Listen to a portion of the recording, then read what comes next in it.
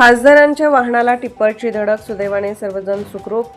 यवतमाळ वाशिम मतदारसंघाचे खासदार संजय देशमुख दिग्रस दारवा रोडवरील साखरा येथे स्वर्गीय माजी जिल्हा परिषद समाज कल्याण सभापती यांच्या पुण्यस्मरण सोहळ्याकरिता गेले असता साखरा येथून दिग्रसकडे परत जात असताना स्वर्गीय सुमनताई राठोड यांच्या शेताजवळ रेल्वेच्या कामावरील टिप्पर क्रमांक MH40 BG 6403 या क्रमांकाच्या वाहनाने खासदारांच्या वाहनाला ओव्हरलोड टिप्परने धडक दिल्याची घटना दिनांक 26 फेब्रुवारी रोजी सायंकाळी 6:45 वाजण्याच्या दरम्यान घडली.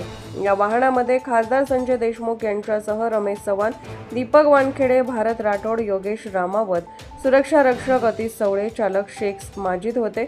या अपघातामध्ये खासदार यांच्या वाहनांचे मोठ्या प्रमाणात नुकसान झाले. सुदैवाने कुठलीही जीवितहानी अथवा कुठलीही गंभीर दुखापत नसून सर्वजण सुखरूप आहेत. घटनास्थळावर स्वतः ठाणेदार वैजनाथ मुंडे यांनी टिप्परसह टिप्पर चालकाला ताब्यात घेतले आहे. Subscribe now and press the bell icon. Never miss an update.